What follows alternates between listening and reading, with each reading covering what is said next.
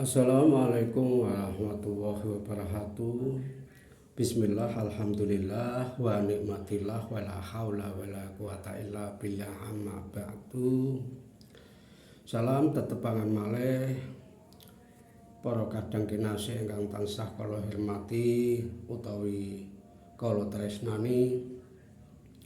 Mugi-mugi wonten ing kalodhangan punika kula lan panjenengan sami tansah diparingi sehat walafiat mboten mawi alangan satunggalipun punapa tansah pinaring rezeki ingkang kalal kathah barokah fidini wa dunya ilal akhirah lan mugia ing mangke ugi wageta pikantuk barokahipun para nabi, para wali tanah jawi ingkang tansah kita mulyakaken.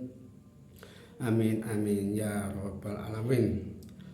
Alhamdulillah wonten ing kalodhangan punika kawula badhe membahaske punika rumus sing cocok kangge jejodhoan menurut netuk utawa hitungan Jawa.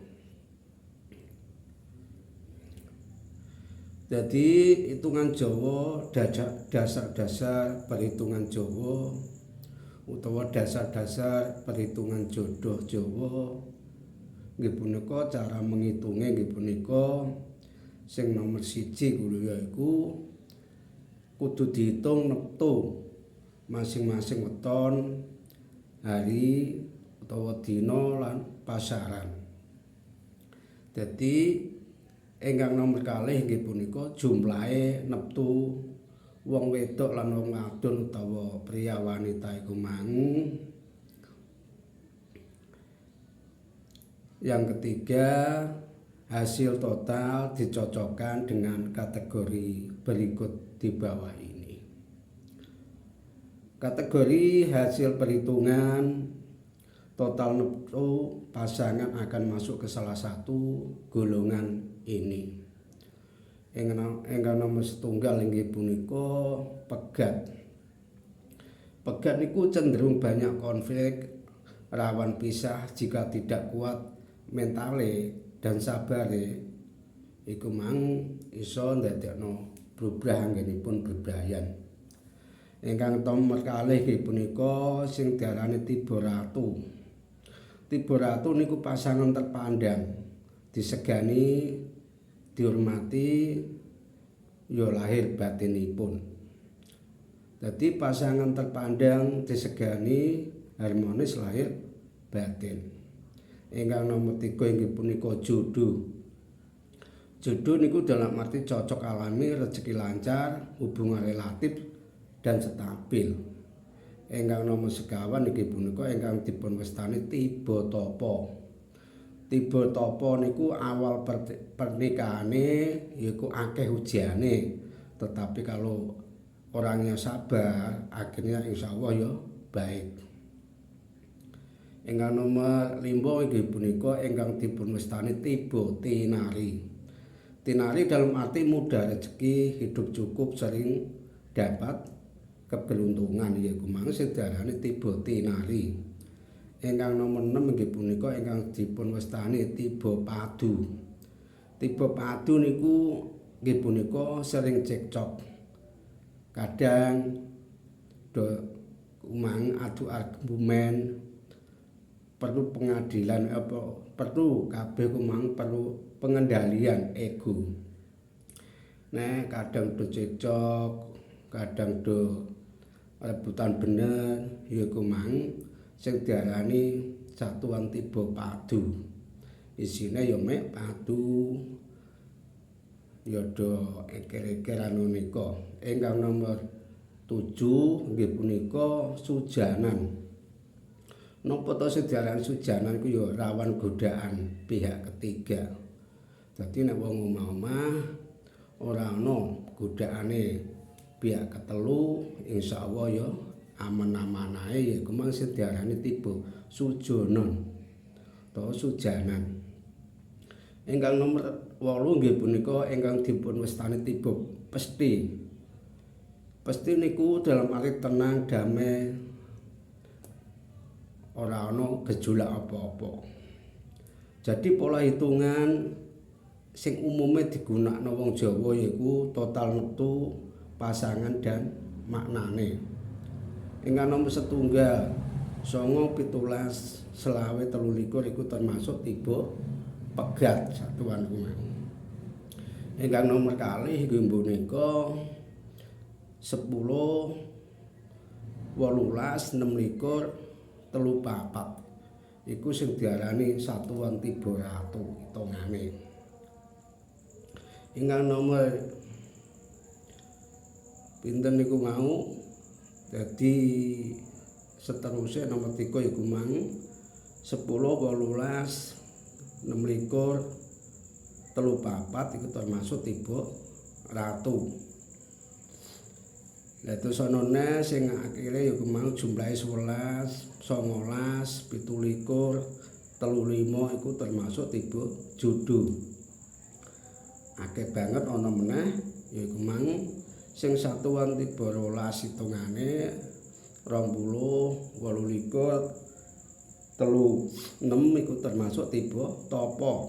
Lah sing tiba tinari iku sing jumlahe 13, 21, 29 iku mau tiba tinari. Adene sing tiba padu iku mang sing jumlahe 14, 22, 30 iku mang sing diarani tiba padu. Jadi nek sing tiba satuan sujanan yaiku mang sing jumlahe 31, 23, 15 iku mang sing diarani tiba satuan sujanan. Ana sing diarani tiba pesti yaiku sing jumlahe 32, 24, 16 iku mang sing diarani tiba pesti. Misale sing lanang iku mang wetone jumlahe iku mang cara weton Jumat Kliwon iku sing jumlahe 14, dene sing wedok iku mang Jumat Pahing. Iku satuane totale iku 15 nek Jumat Pahing. Lah nek dijumlah 14 karo 15 iku entuke iku 29. Lah 29 iku mang termasuk kategori tiba apa? 29 iku mang termasuk kategori tiba tinari. Lah apa sing diarani tinari? Tinari yaiku rezeki cenderung lancar. Hidup cukup, banyak keberuntungan, tetapi perlu menjaga komunikasi. Kumang sing diarani tiba tinari sing dalam arti rezeki cenderung lancar, hidup cukup, banyak keberuntungan, tapi tetap perlu menjaga komunikasi. Kumang sing diarani tiba tinari. Adene catatan sing luwih penting yaiku mau kanggone wong Jawa. Dadi primbon iki ora kok penentu takdir mutlak. Ini hanya peta karakter dan potensi energi hubungan. Jadi catatan penting bagi kita semua yang mendengarkan, primbon bukan penentu takdir mutlak. Ini hanya peta karakter dan potensi energi hubungan. Jadi sing luwih penting, kunci utamane wong bebrayan utawa wong omah-omah yaiku mang siji, akhlake apik. Nomor 2 kudu njaga komunikasi. Sing nomor 3 wong keloronan siji lan sijine iku mang termasuk iso dewasa. Dadi pemikirane iku mang dewasa. Dadi sing luwih penting yaiku maneh sing penting iku komitmen. Saling mengerti siji lan sijine, iso nampa kekurangane siji lan sijine iku iso ndadekno bebrayan ning omah-omah insyaallah ayem tentrem tumujune kemari palujinawi murah sandang murah pangan. Nah awak dhewe urip ning donya urip bebrayan tujuane apa to?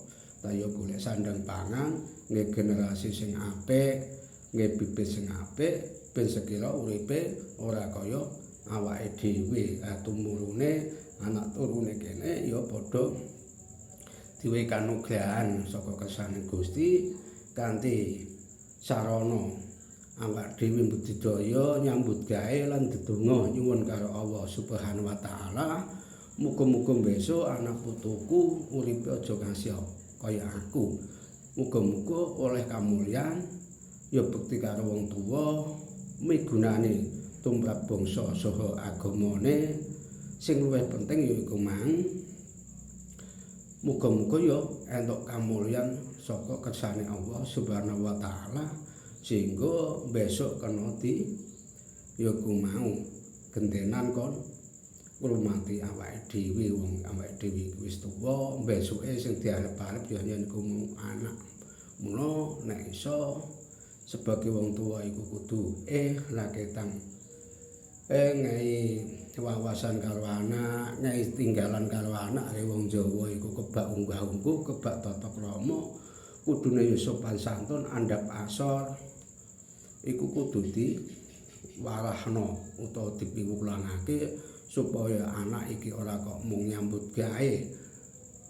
Lah nek nyambut gawe ngono wis entuk kanugrahan karo sepadha-padha ya kumang dosak geleme ora duwe unggah-unggih ora duwe sopan santun ora duwe tata krama ya iku mang dadi besok nek awake dhewe wis ora ana apa ninggal ya tetep ijeh keneke anake sikulan iku dadi cara kasarane are anak polah bapa keprada ya namung niku mau ingkang saged kawula aturaken wonten ing kalodhangan punika mugi-mugi kita sedaya tansah pinaringan sehat pinaringan kiat nglampahi punapa ingkang dados kewajibane kita sebagai umat Islam nggih punika ngenjalani poso Ramadan mugi-mugi kita sedaya tansah diparingi menangi dinten fitrah mangke sehingga kita saged nggih punika merasakan kemenangan ingkang kula lan panjenengan sami tansah tindakake utawa nglampahi sewulan penuh niki wau. Ngoten mawon kirang langkung nyuwun agung pangapunten ingkang makathah kathah. Usikum binafsi bitaqwallah. Wassalamualaikum warahmatullahi wabarakatuh.